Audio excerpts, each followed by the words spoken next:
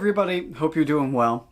This week's video is another sort of state of the franchise, looking at what's going on in the Life is Strange series currently. So far we've gotten no news about any new releases to the series.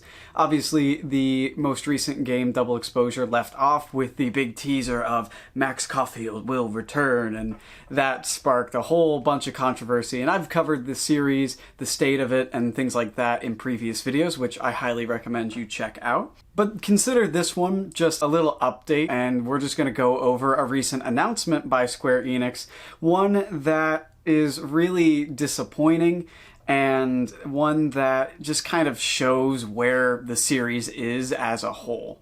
I am talking about the Life is Strange collection, which comes out on October 2nd.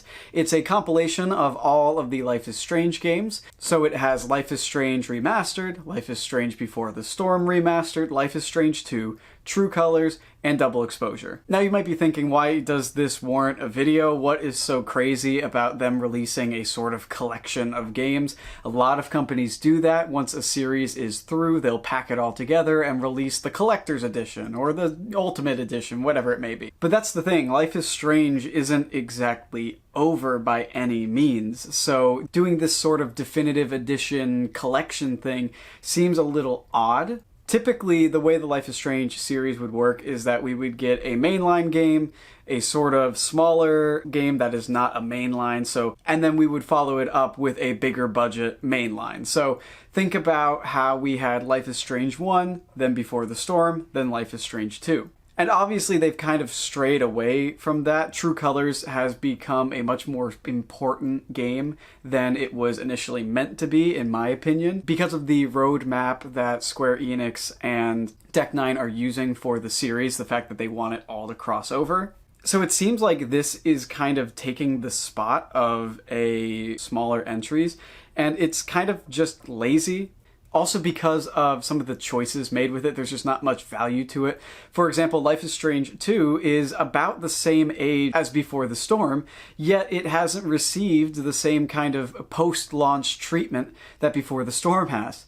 It hasn't received a graphical overhaul like the remastered version, or any kind of support in that way, which is really disappointing. I think this compilation would have been a good excuse to remaster the second game.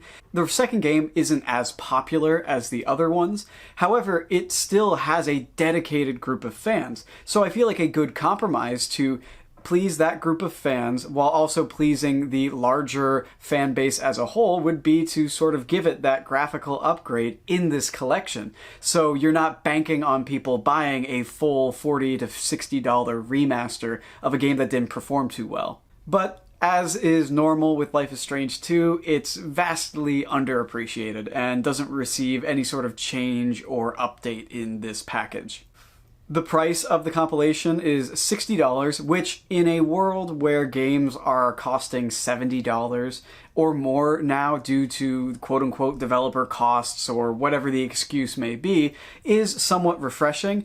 But it's a very telling thing about the state of the series, though, especially when we consider that less than a year ago, Double Exposure released for $60 and had other editions that were upwards of $70. However, that's all being packaged in this 5-game compilation. And as we've gone over, Life is Strange Double Exposure wasn't a huge disaster financially.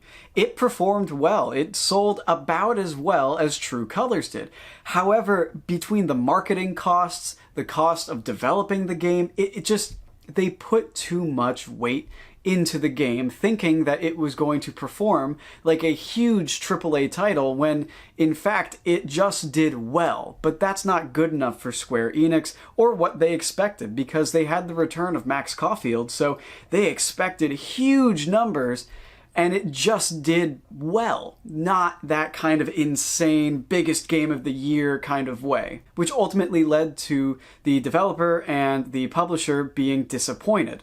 But it's possible that the damage was worse than we thought, considering that it's already being packaged in a sort of discounted form. I remember when True Colors came out, it was a very short amount of time before they started running discounts on it, which is very, very rare for a big game like these.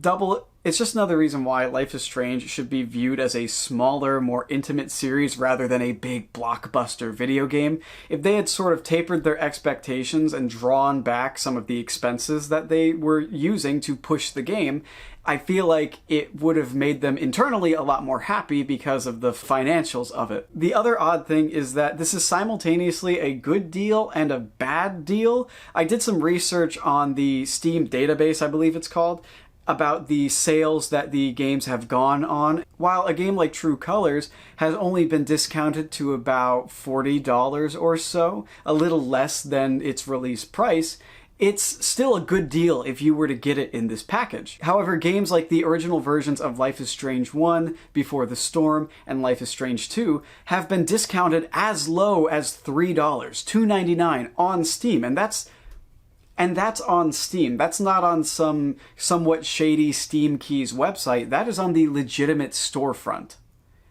So if you want to get into the series, this would be a decent deal. Or if you're someone who has the original versions of the games and not the most recent versions, it might be an okay deal because the remasters are in there. Considering how low you can get some of these games, I really go back and forth on how good of a deal this actually is. It once again feels like a very cheap cash grab compilation. Also, the box that has been released for it doesn't feel like a big collection. It just feels like, here's our cutesy little compilation, guys. Please buy it. I don't know. I just I struggle to see. I struggle to see where they're going with it, because on one hand, they're treating it like it's a definitive collection. You've got the remasters in there. You've got the most recent game, which has only been out for a little bit of time. And then on the other hand, you have this box art that's very cutesy and doesn't really hit home that, hey, this is a compilation of all of them. However, the biggest issue with the game is its physical release. The concept of owning a video game that you purchase, particularly online, has become a bit of a contentious topic. Groups and petitions like Stop Killing Games have band together to protest developers and their very shady tactics when it comes to selling you video games and the verbiage that is within the fine print of when you purchase a video game. Nowadays, buying a game digitally is merely buying the right to play the game as long as it's on servers. You're not buying the game, you're paying for the right to use their servers to access the video game. And at any point, the storefront or the developer or the publisher can completely take that away from you. It's very similar to how with renting movies, I know personally I've experienced it where I've purchased a movie on Amazon and a few years later, it's not in my stuff anymore because Amazon no longer had the license to show it. I wasn't able to keep it because I didn't own the movie. I owned the ability to use Amazon's servers to watch the movie. And the same exact thing is happening with video games, even physical versions of the games. A lot of games that you buy physically don't have the games on the disc. It's merely a download code within the disc, or it's part of the game and it needs to fully download the rest. Some physical versions of games, simply you open it up and it's a little piece of cardboard that has the download code on it. It's ridiculous. And then this is kind of a side tangent, but you have developers saying that the discs are what's making the cost of games go up, yet we're paying the same amount for the digital versions. You would think that buying a digital version should be cheaper, especially since they can take it away from you at any point. But to focus once again on this collection of Life is Strange games, you don't actually get all of the games in the physical version. The only two games included on the disc are Double Exposure and True Colors. Life is Strange Remastered, Life is Strange Before the Storm Remastered, and Life is Strange 2 are not on the disc. You would have to digitally download them from the store, which means that if, I don't know, PlayStation Network goes down, or Square Enix, or whoever owns the rights to the Life is Strange series decides to pull it one day, you will lose access to those games. So I don't understand how they can call it a collection when you don't even collect the game. You don't own it. In collections of video games from years past, most times they would include multiple discs. I mean, hell, Fallout New Vegas for Xbox 360 is such a big game that it required a separate download disc. But you at least own it. You just have to put both discs in and boom, it works. But that would cost them too much money. All that to say, this just feels like yet another cost-cutting, profit-growing measure from Square Enix to milk Life is Strange and regain some of their losses from pushing double exposure too hard. All because the game didn't meet the insane expectations that they put out. If they had reasonable expectations, like I've said in the past, Life is Strange Double Exposure would have been a decent hit. Overall, this is just sad. I don't feel reassured in the future of this series at all, especially since we're doing these bare-bone compilations now, less than a year after the release of the most big and the most recent Life is Strange game. I'm just very concerned as someone who holds the series near and dear. But what do you think? Are you going to be purchasing the collection? Do you already have all the games? Just let me know in the comments below what you think about this whole situation. I know I am...